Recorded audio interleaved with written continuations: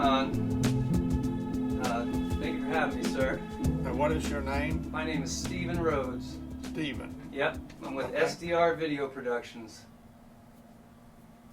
My first question for you is, how did you get the name Big Daddy? That was tagged on me at the Nationals in 1962. That's when NHRA was all gasoline, and I was a fuel car. They had banned gasoline in 1957, banned nitromethane in 1957. But in 1961, I went to work for Chrysler, and they came out with this new engine, the 413 Max Wedge. So they told me, build a gas dragster and go to Indy in '62, compete. So I show up at Indy. I'm older. The gasoline was all sportsman guys. They're just kids, 20-ish.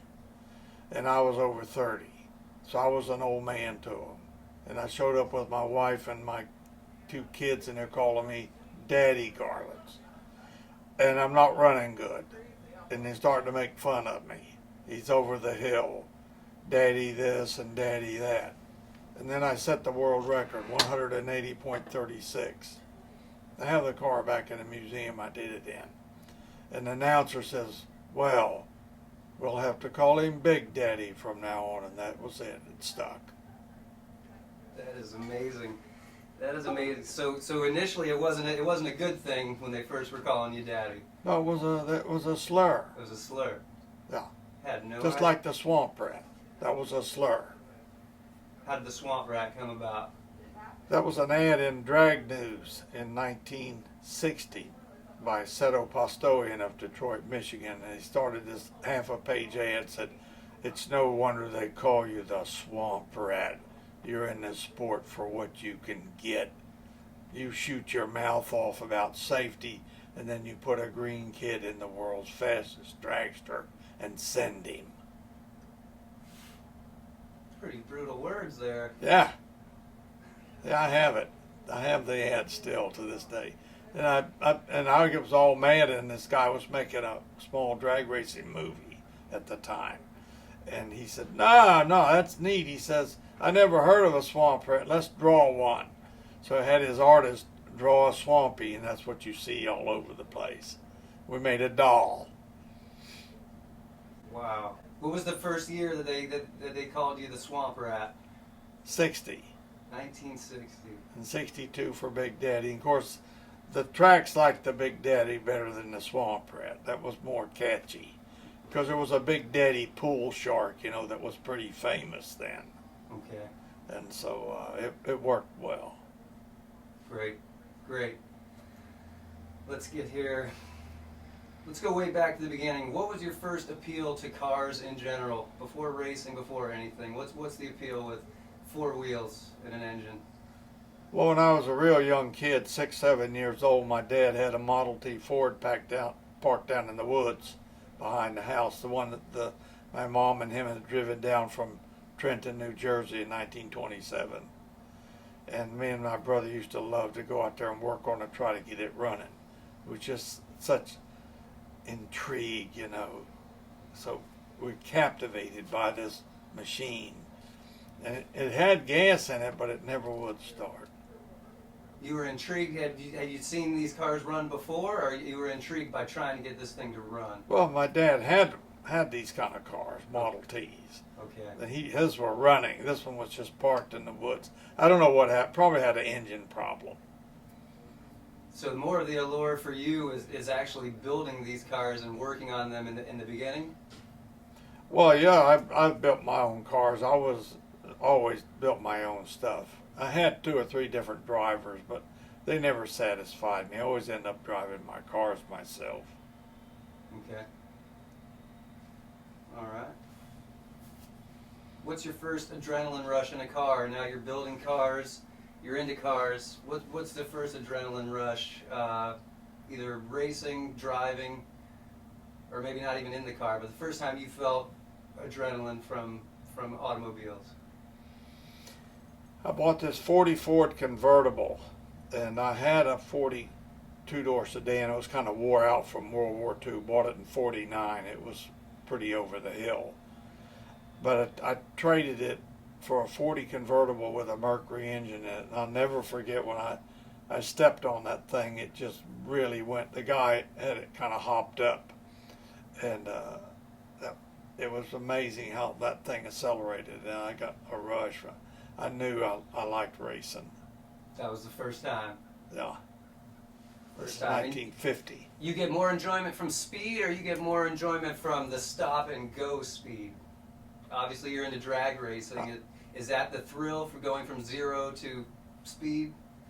I like just the speed. I mean, drag racing in the beginning wasn't about ET. It was about speed. Everything was about. They didn't even have ET clocks at first. Had a set of clocks set up at the end that recorded the speed at the end. It was all about who went the fastest. And way into the late 50s, all the money and all the trophies and all were paid for top speed of the meet, not who won the meet. The eliminator was a minor thing, and you could run top speed any time. In other words, the first day or the last day, you could do top speed of the meet and get the money. Where the eliminator, you're the first time you lose, you're out. And so I've always contended that maybe they should have left it that way, that the race should have went on side by side, and it should have been something for eliminator, but the end up should have been the top speed of the meet. But at Indianapolis, they kind of got worried about that when we were going 200, when we just hit 200, and some guys came back after they had been eliminated to try to raise the record. And they leaned on the car so hard they blew up and threw parts into the stands and killed people. And that's when NHRA really got upset about that. They wouldn't let them do that anymore. Wow. Killed people in the crowd. Mm-hmm. And since then, have they put safety precautions on, fences Well, up? Or? No, they put safety devices on the cars. The bell housings and all are better. It was clutches mostly that went into the stands. Okay. They blew up. Unbelievable. And that was when you were doing the 200 mile an hour, Yeah, this was 1964. That's a long time ago. Okay. That leads into my next question here. You broke so many records, including the 200. Which one stands out the most for you, record breaking? Your first record broken, or 200, or is there one that really stands out for you? The one that stands out is the first one, 176. The experts had said no one would ever exceed 169, and the record was 168.22, and I won 176. Backed it up with a 165, and we didn't even know it because the charts. It was the way it worked was you got an ET through the traps. There was a 132-foot trap at the end, and your time it took to go through that converted to a speed, and their speed stopped at 165. And I went so fast, the clock still registered an ET, but they didn't know what it was, and they didn't know how to convert it. So the following Monday morning, this was on Sunday afternoon at Brooksville, Florida, they called California, the clock people, and they knew how to do it, and they said that was 176.4. And that was the first car over 176, and that put me on the map because it was such a phenomenal speed. It wasn't like 171 or 170. It was way deep into the 70s, and I traveled all over the United States demonstrating this car doing speeds like that. I didn't always run 170 because some of the tracks were poor. But I put track records down. I raised the record in California to 173, and it stuck for 7 or 8 years. Wow. My 250 mile an hour record when I was first car over 250, that stood for a full 7 years, the ET and the speed. But the reason for that was the engine that I used to do that was really on the ragged edge. And I took it out of the car and hid it. Nobody knew what it was. And I went back to the old style engines that would run in the 240s, but live. See, I had to make a living. And the engine that I went 250 with, you couldn't make a living with. You have to rebuild it every run like they do now. And you can't make any money like that, That's a total waste. it's a waste of parts too. Okay. So when you were racing, you could actually race the same car multiple times. Oh yeah, one of my favorite tricks was I would never have the pan or the heads off during an event, and I'd win the event and refuel the car at the end of the track and drive it to the victory circle. The competitors, it made them crazy. Could the competitors do this, or this is only Nobody something- ever did that. What gave you the ability to be able to do that? I was a good mechanic and I didn't lean on my parts. I kept a happy motor. In other words, my motor ran just as good at the end of the course as it did at the start. One of the famous lines would be the crew chief would tell the driver, "You'll be ahead at the 1,000 foot, but don't you lift because he's coming." I got you. So you actually baby the motor a little bit off the line and then keep coming. I didn't run my motor on what I call the ragged edge. In other words, I looked at my spark plugs, I looked at my rod bearings. I had a happy motor. The motor's making a lot of power, but it's not being stressed. And so it's running good all the way down. And the reason that I did that is because that way I come back and the motor's good for the next run, and the next run, and the next run. Here's a good story. I had this new kid come to work for me in 1969. He was from Oklahoma, and a lot of my competitors were right there from Oklahoma. And of course, he knew all of them, the Bob Kreitzes, Steve Carbones, that bunch. And so he went to work for me at the Winter Nationals. That's in February of 1969. And by April, we had worked our way back to the Midwest, match racing. There was the start of the tour in California, and he stayed out there. In other words, I would fly back home after the race, and he'd go to the next event. We went Spokane, Oregon, Wyoming, Denver, and by April, 4 months, we were in Oklahoma. And so naturally, he's with all his buddies, right? And I'm running the 426, and a lot of them are still running the old 392s. They hadn't figured out the new 426 yet. And they all wanted to know all about it because they would like to get on the motor because it was a stronger motor. And you could buy parts new. You didn't have to go to junkyards and get parts. So they took Tommy out. His name was Tommy Lemons. They took him out and they got him good and drunk to try to get the secrets, right? And they wanted to know what the compression ratio of the motor was. And Tommy said, "I don't know." And they said, "What do you mean you don't know?"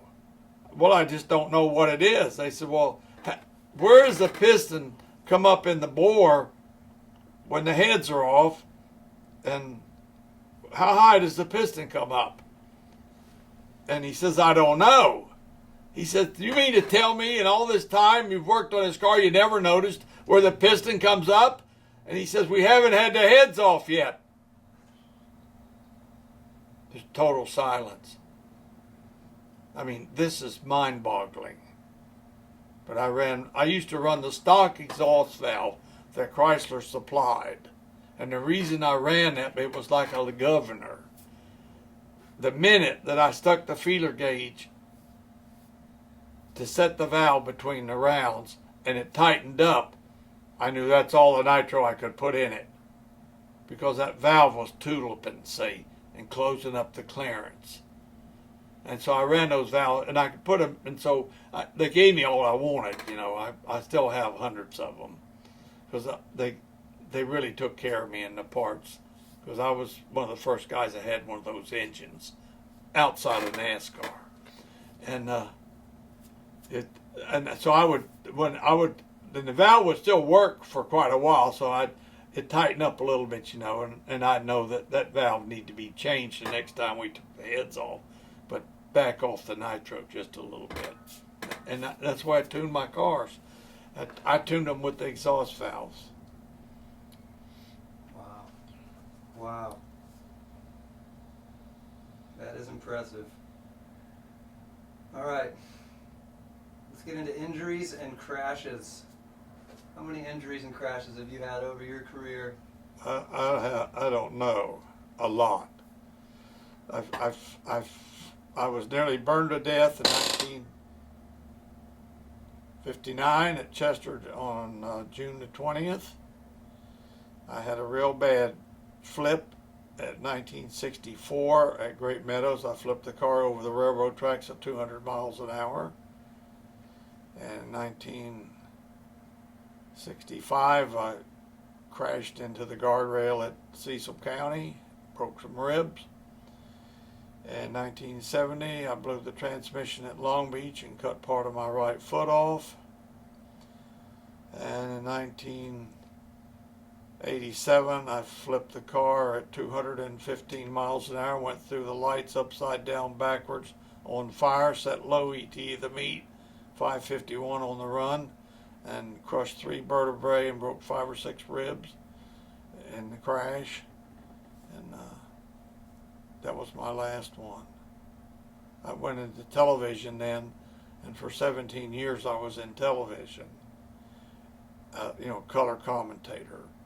And then in 2000, Karamasinas, which was my competitor back in the 50s, he's older than me, but he didn't start in top. He started in Top Fuel after me, and he's still racing unbelievably. He just turned 90 last year. He's going to be 91 in November. Wow. He's a director in this museum. He's a phenomenon. But Karamasinas went 300 miles an hour in his car, and he called me on the phone. He said, "You need to get one of your cars out of the museum and go 300 before you get too old." He said, "It's a real thrill." So I did. I got Swamp Rat 34 out of the museum. I put a new engine and clutch and fuel system in it, and I went 323 miles an hour. And my wife asked me real nice not to do it anymore, that it scared her. We were married 61 years when she died, and she had Parkinson's at the end. That was 2003. And that car's still in back there just like it was that day. It went 323. In 2003, Yeah. you went that fast? Yeah. And I have an electric dragster now. After she died, I built an electric dragster, and I hold the record at 189 in 7.23 seconds on batteries. What makes you want to get back into the car after all these injuries, life-threatening? I'm somebody that races, so I may have my own answer, but you obviously took a step back and do some announcing. Did you enjoy that for a while? It was boring. It was boring to a Yeah. racer. I never forget it. When I was real young, I think about 17, I just got my first car, and my buddy and I were driving down Florida Avenue in Tampa, and there was this big glass front on this machine shop, and in the glass front was sitting a sprint car. And so we pulled into the parking lot and went in to look at it because it was wide open, And we don't touch it or nothing. We're just looking at it. It didn't have a roll bar or nothing like that. It didn't even have a seat belt. And because those guys that drove those cars wanted to be thrown free. Have you ever heard that? They wanted to be thrown out of it in the open, away from the car while it's crashing. Right. That was it. Thrown free. So I was looking at it, and I just commented. And of course, the old man was watching us. He stopped working when we went near the car to just see if we was going to touch it, but we didn't get near it. We was just far enough away we couldn't reach it. And I made the comment, "Gosh, it seems to me like if something happened to this car, you could really get hurt because your arms and all are right out in the open."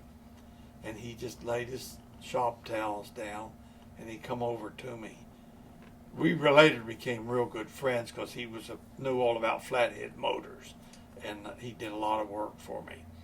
And he said, "Sonny," he said, "if you look at anything on this car and it scares you, you should go straight home and get behind your mommy's skirts, because men drive these cars and we ain't afraid of nothing." And I'll never forget that. And every time they come out with a new rule, some safety bullshit, some of them are just ridiculous. I used to say, if you're scared, watch it on TV.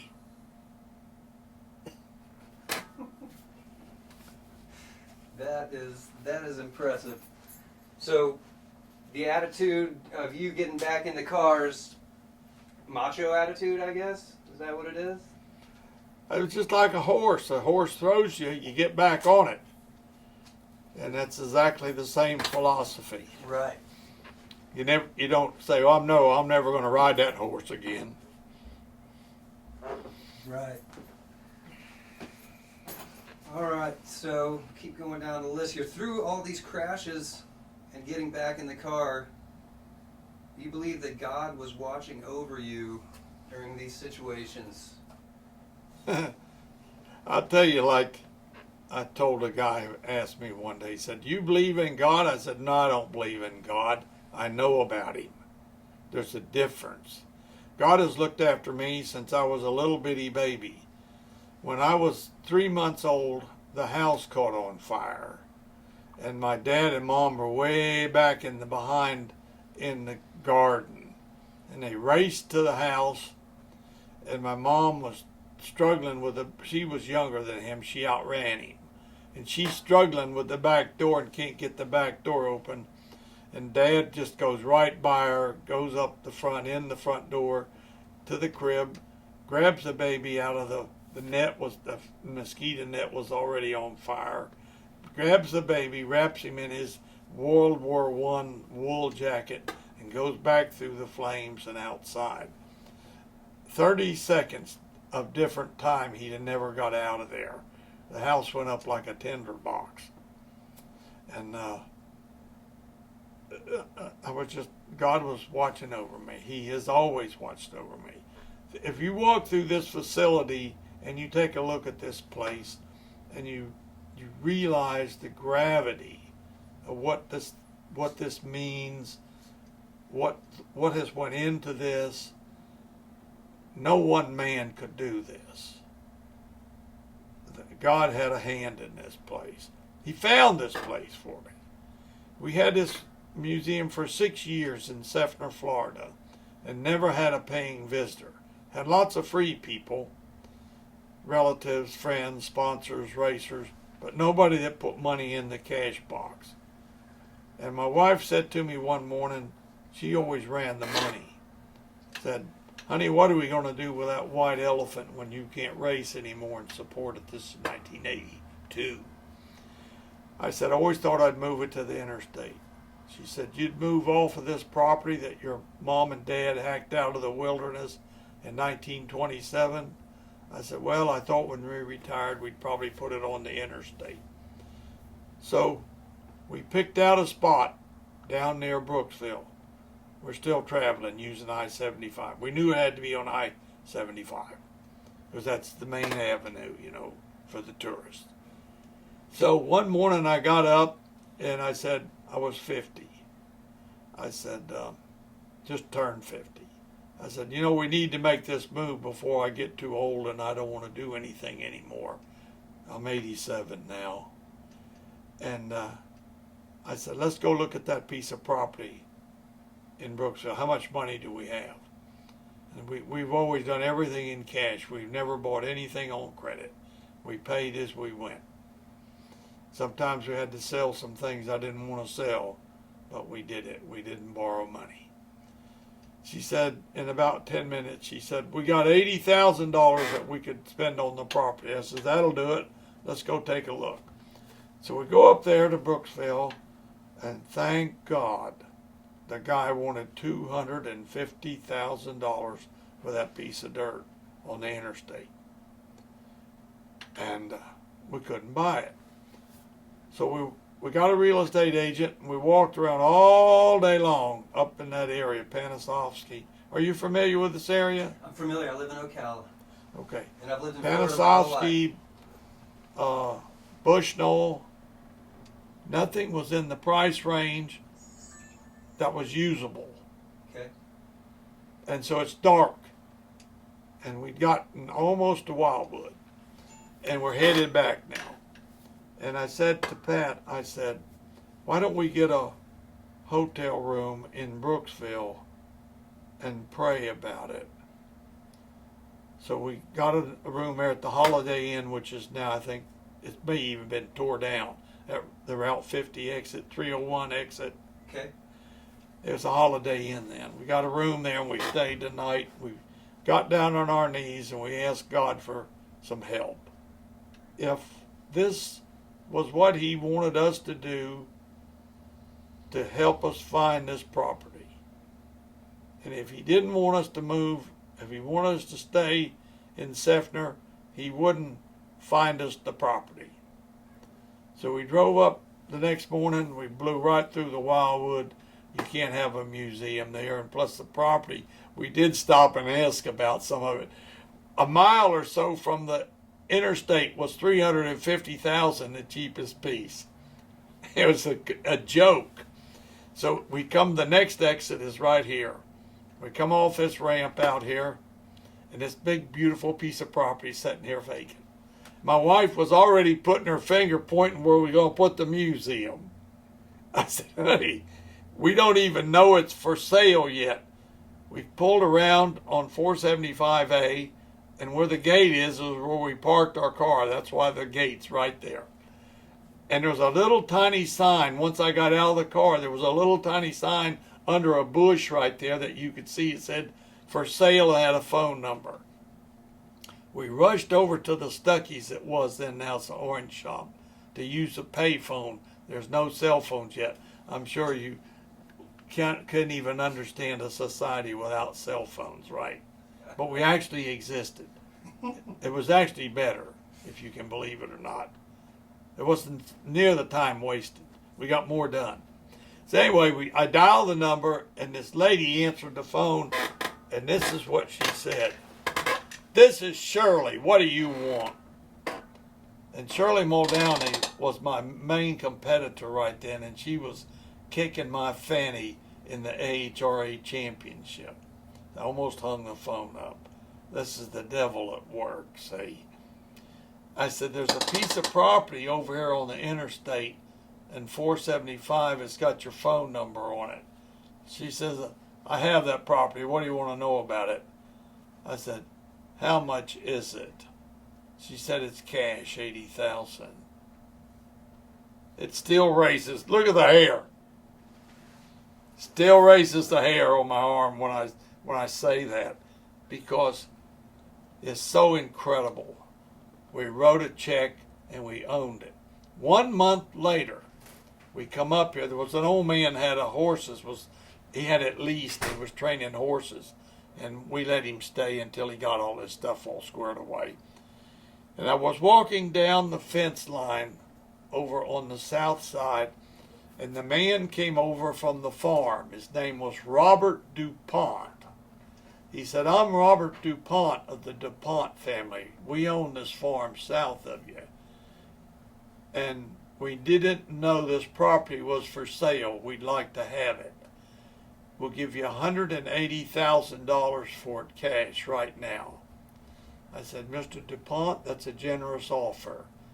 But in my life, I will never be able to sell this property.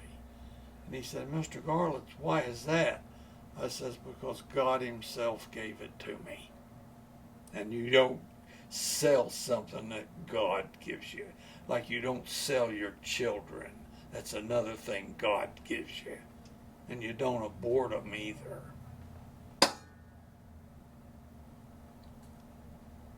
And that's the end of the sermon. Very good. Very good. So God did play a big role in your life. And He's everything. In everything. And everything. My wife, my children, my very existence. Absolutely. I'll tell you this, this storm, this recent storm, was coming right at us.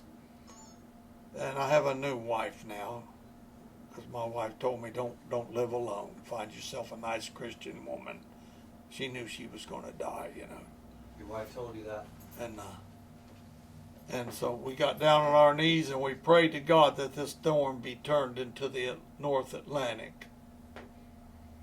And that's just what he did. And there's a lot of other people praying for it too. And I don't know what the problem was in the Bahamas, but I don't know the big picture. I don't know why he did that to the Bahamas.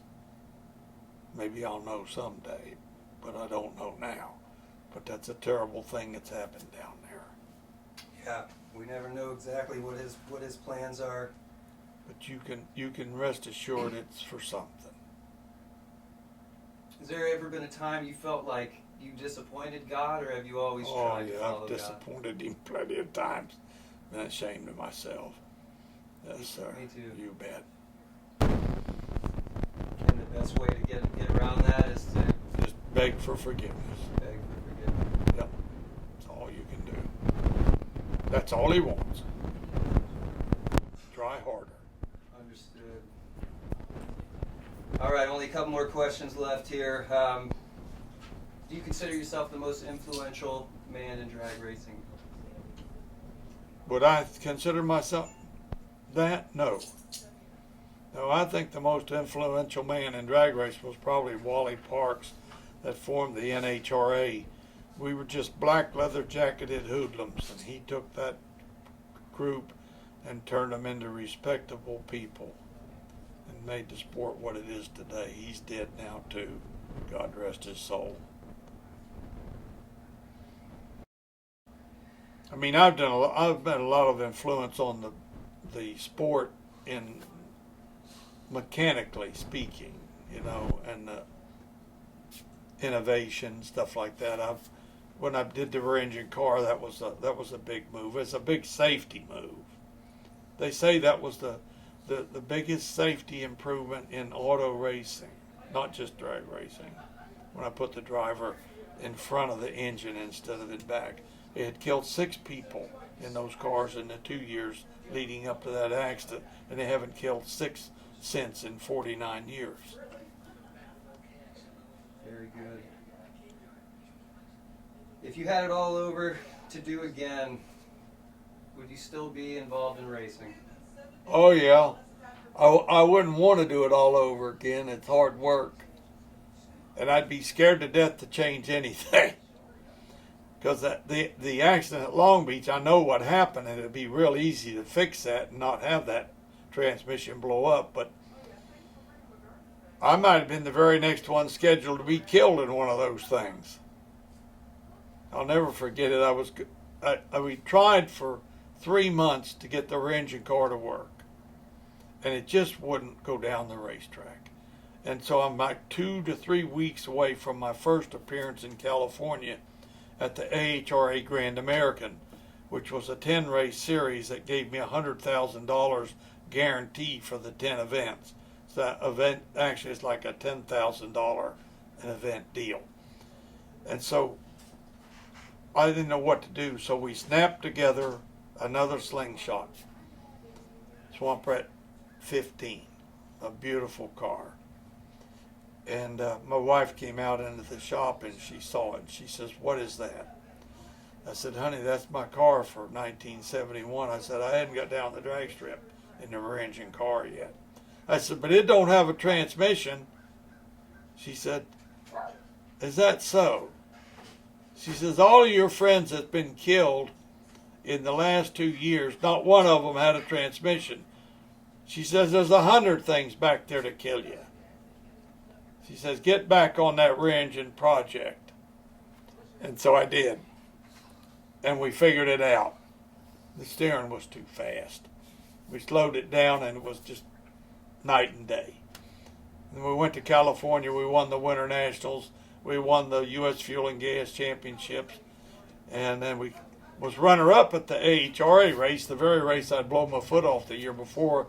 And on the final run, just as the light went yellow-green, I had deja vu and I saw my car explode. But it didn't explode. It was just a mind memory. And the guy got out on me. I run right up on him, but I couldn't pass him. But that didn't happen again. And then I was riding back on the plane from Los Angeles, and I was riding with that guy that has all the rear engine sports cars. What's his name? Hey Chris, are you out there? Anyway, I'll think of it in a minute. Anyway, he's a big rear engine sports car guy, and he was riding beside me. He says, when you get all done with that, he says, you're going to have a little tiny wing over the back tires. And so I said that to the guys in the shop, and so we put a wing over it, and the minute we did that, it picked up another 10 miles an hour and dropped it a quarter of a second.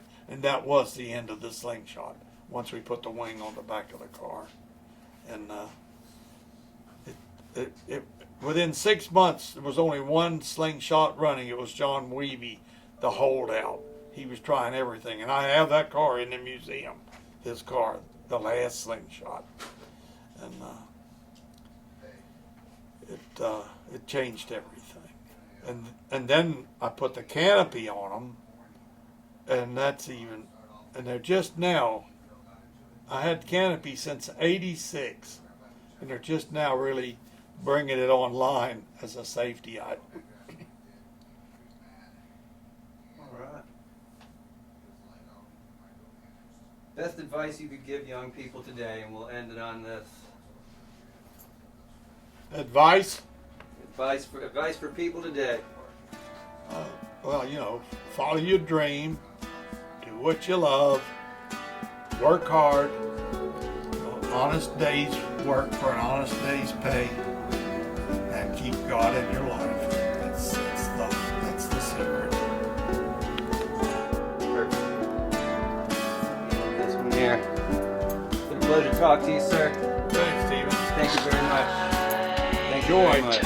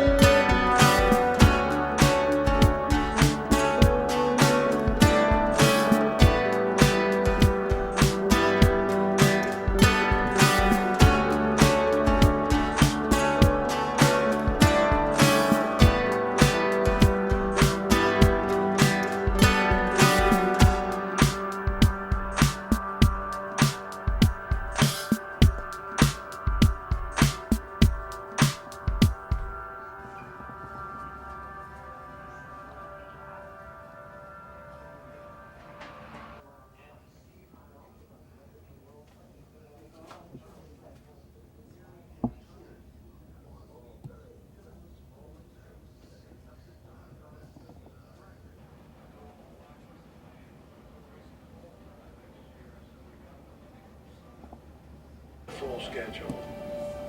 That was it. I never drove again.